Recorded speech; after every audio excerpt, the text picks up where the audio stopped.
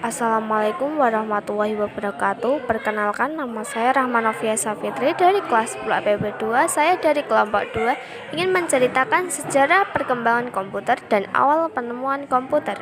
Sejarah perkembangan komputer dan awal penemuan komputer. Asal mula komputer tidak jauh dari alat hitung. Penemuan alat hitung dijadikan sebagai salah satu tonggak sejarah komputer.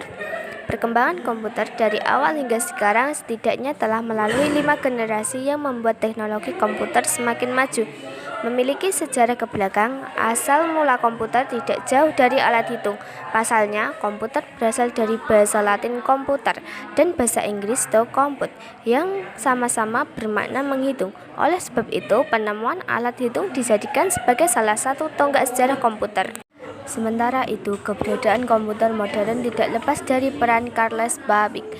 Dalam bahan ajar modul tema 16 Dunia di Ujung Jari Kemendikbud 2020, dijelaskan bahwa matematikawan Inggris ini adalah penemuan komputer pertama dengan karyanya di Francis Inge. Nomor 1 ini adalah mesin penghitung dengan ukuran besar yang didesain pada tahun 1820-an. Alat ini adalah komputer mekanik yang mampu menjadi mesin penganalisa. Mesin ini adalah mesin pertama yang bisa diprogram oleh manusia. Sebagai apresiasi atas karyanya, Babbage dinobatkan sebagai bapak komputer. Perkembangan komputer hingga saat ini telah mengalami perluasan bentuk hingga menjadi portabel seperti laptop dan memiliki kemampuan untuk digunakan berbagai tujuan. Ciri-ciri komputer generasi awal hingga masa depan. Saat ini perkembangan komputer dapat dibedakan menjadi 5 generasi. Setiap generasi komputer memiliki ciri-ciri tersendiri, yaitu sebagai berikut. 1. Komputer generasi pertama 1940 sampai 1959. Program dibuat dalam bahasa mesin menggunakan konsep strong program. Komponen yang digunakan adalah tabung hampa udara. Ukuran fisiknya besar sehingga membutuhkan daya listrik yang besar.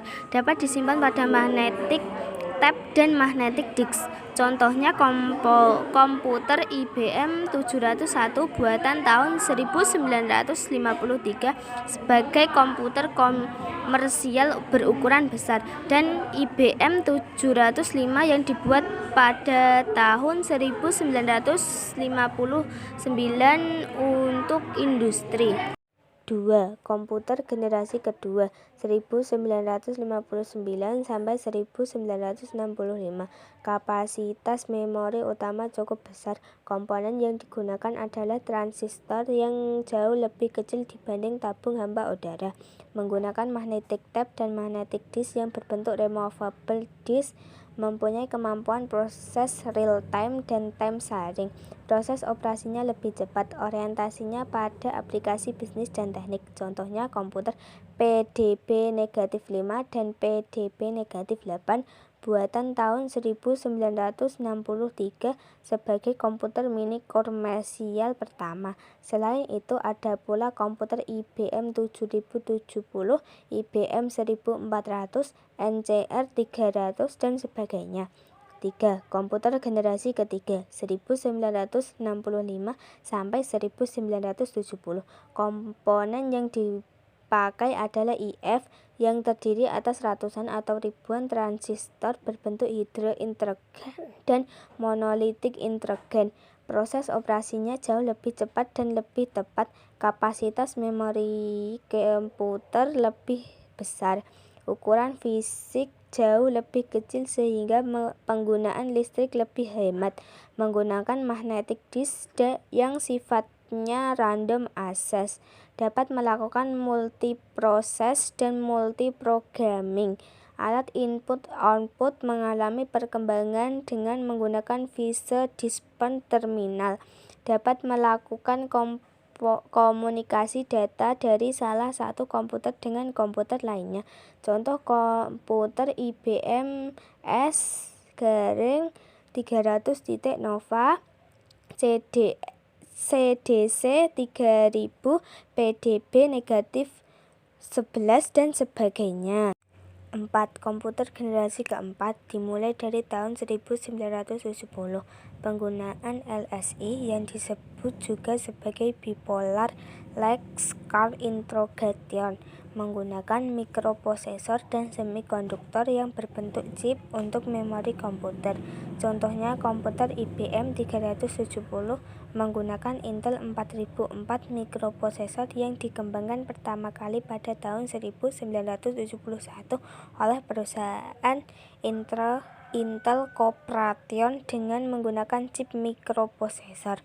Personal komputer atau PC mulai berkembang sejak tahun 1977, contohnya komputer Apple dan komputer desktop. Pada tahun 1981, komputer mulai banyak menggunakan sistem Windows dan mouse. 5. Komputer generasi kelima. Komponen yang dipakai adalah Very Large Core Integration. Kemampuan komputer dikembangkan untuk memecahkan masalah sendiri dengan bantuan Graphical Intelligence. AI dapat diterapkan untuk mengoperasikan robot. Mulai dikembangkan komputer yang dapat menggantikan chip. Jepang adalah negara yang mempelopori komputer generasi kelima. Dampak positif. Di antara dampak positif penggunaan media sosial adalah 1. Bisa dimanfaatkan untuk media promosi atau iklan dan pemberitahuan secara update yang bisa menambah pengetahuan kita tentang teknologi maupun hal umum. 2. Sebagai sarana untuk mengembangkan keterampilan dan sosial. 3. Dengan menggunakan jaringan sosial, kita bisa berkomunikasi dengan siapa saja, bahkan dengan orang yang belum kita kenal sekalipun dari berbagai penjuru dunia. Kelebihan ini bisa kita manfaatkan untuk memandang wawasan, bertukar pikiran, saling mengenal budaya dan ciri khas daerah masing-masing. Hal ini dapat pula mengasah kemampuan berbahasa seseorang. 4. Dapat belajar mengembangkan keterampilan teknis dan sosial yang sangat dibutuhkan di zaman digital seperti sekarang ini. Mereka akan belajar bagaimana cara beradaptasi, bersosialisasi dengan publik, dan mengelola jaringan.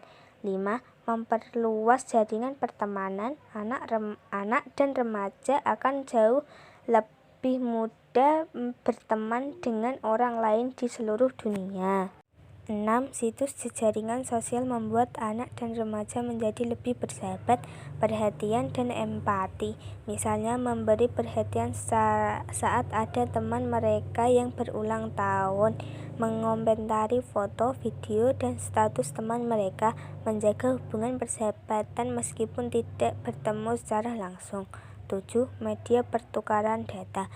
Dengan menggunakan email, newsgroup, FTP, dan www.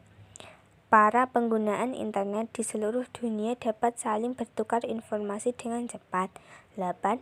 Media untuk mencari informasi atau data. Perkembangan internet yang pesat menjadikan www sebagai salah satu sumber informasi yang penting. 9. Kemudahan yang memperoleh informasi yang ada di internet banyak membantu manusia sehingga manusia tahu apa saja. Selain itu, internet juga bisa digunakan sebagai lahan informasi untuk bidang pendidikan, kebudayaan, dan lain-lain. 10. Kemudahan bertransaksi dan berbisnis dalam bidang perdagangan. Dengan kemudahan ini membuat kita tidak perlu pergi menuju ke tempat kemudian menawar jual belikan barang secara online. Dampak negatif. Di samping dampak positifnya, media sosial juga berpengaruh negatif jika tidak digunakan sesuai norma atau aturan yang ada. Di antara dampak negatif dari media sosial adalah 1. Kecanduan. Situs jaringan sosial seperti Facebook atau MySpace juga bisa membahayakan kesehatan karena memicu orang untuk meningkatkan pengisolasian diri, dapat mengubah cara kerja geng, menimbulkan respon kekebalan, level hormon, fungsi urat nadi, dan merusak performa mental. 2. Berkurangnya perhatian terhadap keluarga. 3. Tergantinya kehidupan sosial. 4. Tersebarnya data penting yang tidak semestinya. 5. Membuat presentasi pelajar semakin menurun. 6. Tumbuhnya sikap hedonis dan konsumtif.